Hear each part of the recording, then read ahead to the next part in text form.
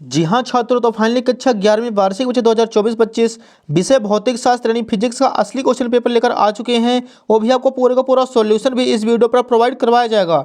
आपको बिल्कुल भी टेंशन नहीं लेना है। यदि आप इस क्वेश्चन पेपर को पूरा सॉल्व कर लेंगे तो आपके अच्छे नंबर आ जाएंगे, इसकी 100% गारंटी है।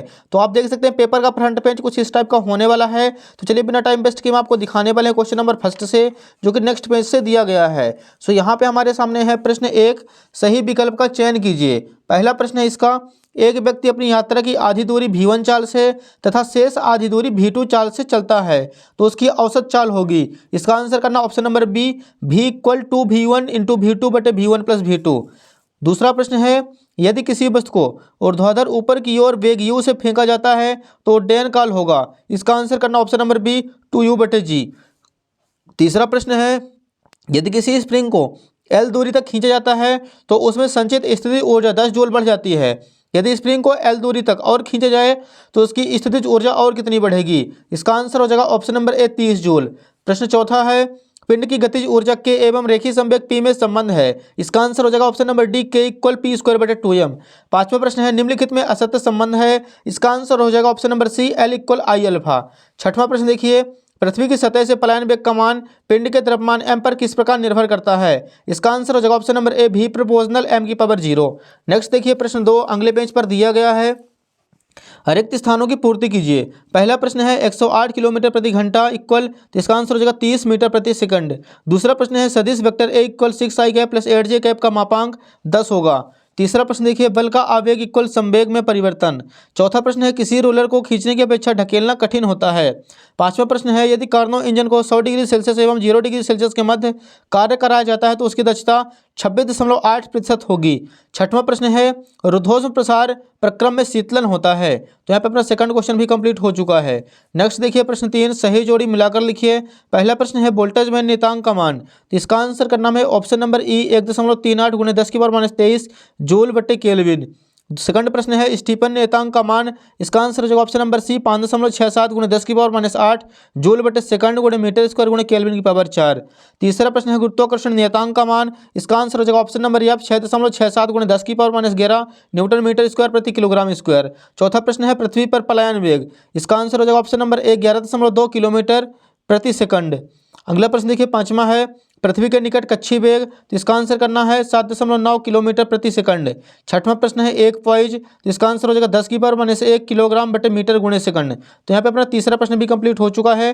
नेक्स्ट देखिए चौथा प्रश्न अगले पेज पर दिया गया है, एक वाक्य शब्द में उत्तर लिखिए। पहला क्वेश्चन है, 1 सेकंड दोलन के आवर्तकाल का मान बताइए, तो इसका आंसर हो जाएगा 2 सेकंड। दूसरा प्रश्न है, यदि पिंड स्प्रिंग से जुड़ा है तो उसके दोलन काल का सूत्र लिखिए, तो इसका आंसर हो जाएगा T इक्वल 2π√m बटे के। तीसरा प्रश्न है, किसी तरंग के लिए पथांतर एवं कलांतर में संबंध लिखिए, तो इसका आंसर हो जाएगा डेल्टा x इक्वल लैम्डा बटे 2π इंटू डेल्टा फाई। चौथा प्रश्न है, समान लंबाई की स्टील की मोटी छड़ एवं स्टील के पतले तार में किसकी प्रत्यास्थता अधिक होगी, तो इसका आंसर करना है दोनों पदार्थ की समान होगी। पांचवा प्रश्न है, पदार्थ के क्षैतिज प्रसार गुणांक बीटा एवं आयतन प्रसार गुणांक गामा में संबंध लिखिए, इसका आंसर हो जाएगा गामा इक्वल 3/2 बीटा। अगला प्रश्न देखिए बच्चों पांचवा, निम्नलिखित कथनों के लिए सत्य अथवा असत्य कथन लिखिए। पहला प्रश्न है, वायु का प्रत्यास्था गुणांक ज्ञात नहीं किया जा सकता, तो यह हो जाएगा सत्य। दूसरा प्रश्न है, पिंड का जड़त्व आघूर्ण एक सदिश राशि है, तो यह हो जाएगा असत्य। तीसरा प्रश्न है, द्रव्यमान केंद्र सदैव वस्तु के भीतर उपस्थित होता है, तो यह भी हो जाएगा सत्य। चौथा प्रश्न है, स्वतंत्रपूर्वक गिरते हुए पिंड की गतिज ऊर्जा संरक्षित रहती है, यह हो जाएगा सत्य। पांचवा प्रश्न है, गति करते पिंड के लिए यह संभव है कि उसकी चाल न बदले किंतु वेग बदल जाए, तो यह भी हो जाएगा सत्य। तो बच्चों इसमें दूसरा हो जाएगा असत्य, बाकी सारे हो जाएंगे सत्य। नेक्स्ट देखिए प्रश्न 6 है, ऊर्जा संविभाजन का नियम लिखिए, तो इसका आंसर करना है, सबसे पहले हेडिंग डाल देना है ऊर्जा संविभाजन का नियम, एंड इसके बाद लिखना है, तापीय साम्य की स्थिति में किसी ऊष्मागतिक निकाय की कुल ऊर्जा उसकी समय स्वतंत्रता की कोटियों में समान रूप से विभाजित होती है और प्रत्येक स्वतंत्र की कोटि में औसत ऊर्जा 1/2 kBT होती है। अगला प्रश्न 7वां देखिए, ऊष्मागतिकी का 16वां नियम लिखिए, तो इसका आंसर हो जाएगा, इस नियम के अनुसार यदि दो निकाय किसी तीसरे निकाय के साथ पृथक पृथक तापीय साम्य हैं तो वे आपस में भी तापीय साम्य होते हैं। अगला प्रश्न देखिए बच्चों 8वां क्वेश्चन नेक्स्ट पेज पर दिया गया है, दरवाजे के हैंडल कब्जे से दूर होते हैं क्यों, तो इसका आंसर करना हमें, दरवाजे के हैंडल को कब्जे से दूर लगाया जाता है ताकि कम बल लगाकर भी दरवाजा आसानी से खोला जा सके। दरवाजे के हैंडल को कब्जे से दूर लगाने की वजह यह भी है कि इससे बल आघूर्ण का मान बढ़ जाता है। अगला प्रश्न देखिए प्रश्न 9 है, विराम में स्थित 10 किलोग्राम की वस्तु पर लगे बल की गणना कीजिए जो 2 सेकंड में उसका वेग 8 मीटर प्रति सेकंड कर दे। तो इसका आंसर आप लोग यहाँ पे देख सकते हैं। सबसे पहले यम की वैल्यू हमें लिखनी है 10 किलोग्राम दी गई है एंड इसके बाद ए की वैल्यू निकालनी है 4 मीटर प्रति सेकंड स्क्वायर। न्यूटन की गति का द्वितीय नियम F बराबर एम ए, एम की जगह आ जाएगा 10 और ए की जगह 4, 10 का 4 से गुणा कराएंगे 10 को 40 न्यूटन आ जाएगा आंसर। अगला प्रश्न है 10वां, सर्पी घर्षण एवं बेलन घर्षण में अंतर लिखिए। तो इसका आंसर हो जाएगा एक साइड लिखना सर्पी घर्षण, दूसरी साइड बेलन घर्षण। पहला पॉइंट, जब एक वस्तु दूसरे वस्तु के ऊपर फिसलती है तो उनके संपर्क तलों के मध्य कार्य करने वाले घर्षण को सर्पी घर्षण कहते हैं। दूसरे साइड लिखना है बेलन घर्षण साइड, जब एक वस्तु दूसरे वस्तु के ऊपर लुढ़कती है या घूमती है तो उनके संपर्क तलों के मध्य कार्य करने वाले घर्षण को लोटनी घर्षण कहते हैं। दूसरा पॉइंट देखिए, सर्पी घर्षण का मान लोटनी घर्षण की तुलना में बहुत अधिक होता है, लोटनी घर्षण का मान सर्पी घर्षण की तुलना में बहुत कम होता है। प्रश्न 11 देखिए, एक वस्तु 78.4 मीटर ऊंचे शिखर से स्वतंत्रतापूर्वक गिर रही है, वस्तु द्वारा दूसरे सेकंड में चली गई दूरी ज्ञात कीजिए। तो आप लोग इसका आंसर यहाँ पे देख सकते हैं स्क्रीन में। सबसे पहले पहले सेकंड में चली गई दूरी निकालेंगे 4.9 मीटर, दूसरे सेकंड में चली गई दूरी 19.6 मीटर, दूसरे सेकंड के अंत में चली गई दूरी निकालेंगे तो दोनों को माइनस कर देना है तो आंसर आ जाएगा 14.7 मीटर। अगला प्रश्न 12 देखिए, सार्थक अंकों की संख्या ज्ञात करनी है।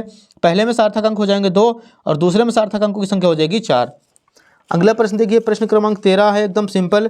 सिद्ध कीजिए कि शक्ति बराबर बल गुणे वेग होता है, या फिर आप इसका अथवा कर लीजिए नियत बल के लिए कार्य ऊर्जा प्रमेय लिखिए एवं सिद्ध कीजिए। तो यहाँ पे हमें लिखना है कार्य ऊर्जा प्रमेय।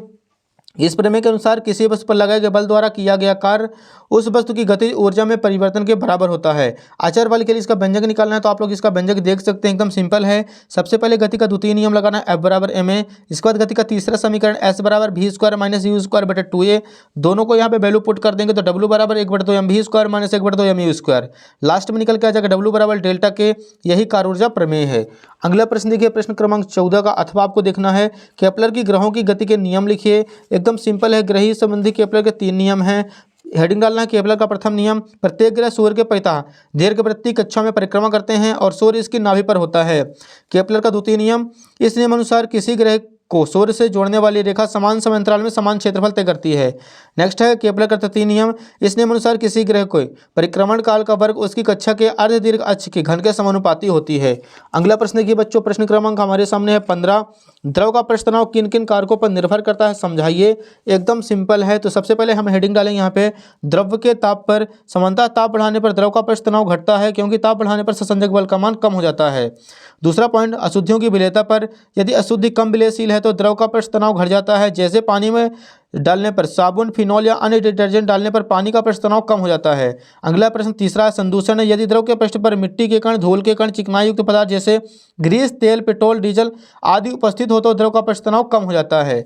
अगला प्रश्न देखिए, प्रश्न 16 है, अनुप्रस्थ तरंग एवं अनुदैर्घ्य तरंग में अंतर लिखिए। एकदम सिंपल है, एक साइड लिखना अनुप्रस्थ तरंग, दूसरी साइड अनुदैर्घ्य तरंग। पहला पॉइंट हो जाएगा, इन तरंगों में माध्यम के कण तरंग संचरण की दिशा के लंबवत कंपन करते हैं। इन तरंगों में माध्यम के कण तरंग संचरण की दिशा में कंपन करते हैं। दूसरा पॉइंट, इन तरंगों में सुरंग तथा गर्त बनते हैं। इन तरंगों में संपीड़न तथा विदलन बनते हैं। तीसरा पॉइंट, इन तरंगों को ध्रुवित किया जा सकता है, इन तरंगों को ध्रुवित नहीं किया जा सकता है। अगला प्रश्न देखिए बच्चों, प्रश्न 17 है, वान डेर वाल्स समीकरण दिया गया है, इसको हल करना बीमी विधि से। आप लोग इसका अथवा कर लीजिए, एकदम सिंपल है। स्टोक के नियम को हमें बीमी विधि से हल करना है। तो यहाँ पे पूरा का पूरा इसका सॉल्यूशन दिया गया है, आप लोग इसका स्क्रीनशॉट ले लीजिए। लास्ट में निकालेंगे तो आ जाएगा F बराबर 6 पाई ईटा आर भी, यही स्टोक का नियम है। अगला प्रश्न 18 है, सिद्ध कीजिए कि पिंड पृथ्वी तल से कोण बनाते हुए फेंकने पर प्रक्षेप का पथ परवलयाकार होता है। तो आप लोग इसका आंसर यहाँ पे देख सकते हैं। सबसे पहले हमें यहाँ पे चित्र बना लेना है, चित्र को पूरा जो चित्र के बारे में माना लिख देना है और इसको पूरा सॉल्व करेंगे तो लास्ट में आंसर निकल के आएगा y = x tan theta - 1/2 gx square बटे u square cos square theta. यह परवलय का समीकरण है, अतः प्रक्षेप का पथ परवलयाकार होता है। अगला प्रश्न देखिए 19 नंबर न्यूमेरिकल है, किसी बर्तन में भरे तप्त भोजन का ताप 2 मिनट में 94 डिग्री सेल्सियस से 86 डिग्री सेल्सियस हो जाता है, जबकि कक्ष ताप 20 डिग्री सेल्सियस है। 71 डिग्री सेल्सियस से 69 डिग्री सेल्सियस तक ताप के गिरने में कितना समय लगेगा। तो आप लोग इसका आंसर यहाँ पे देख सकते हैं। आपको फटाफट स्क्रीनशॉट ले लेना है और अच्छी तरीके से आपको तैयार कर लेना है बच्चों। इसको लास्ट में आंसर निकल के आएगा 0.7 मिनट या 42 सेकंड, इसे हम लिख सकते हैं। लास्ट क्वेश्चन 20 देखिए, सरल लोलक या वर्तकाल का व्यंजक t = 2 पाई √L/g का निगमन कीजिए, बताइए कि आवर्तकाल किन किन कारकों पर निर्भर करता है।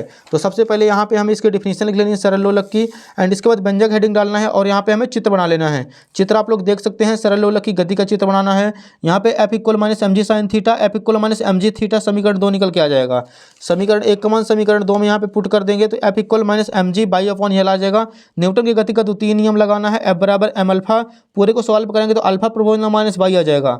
अगली हेडिंग डालना है आवर्तकाल के लिए व्यंजक, एंड इस पूरे को हम सॉल्व करेंगे तो लास्ट में हमारे सामने निकल के आ जाएगा T equal 2 pi under root l बटे जी। यही अभी सरल लोलक के आवर्तकाल का व्यंजक है।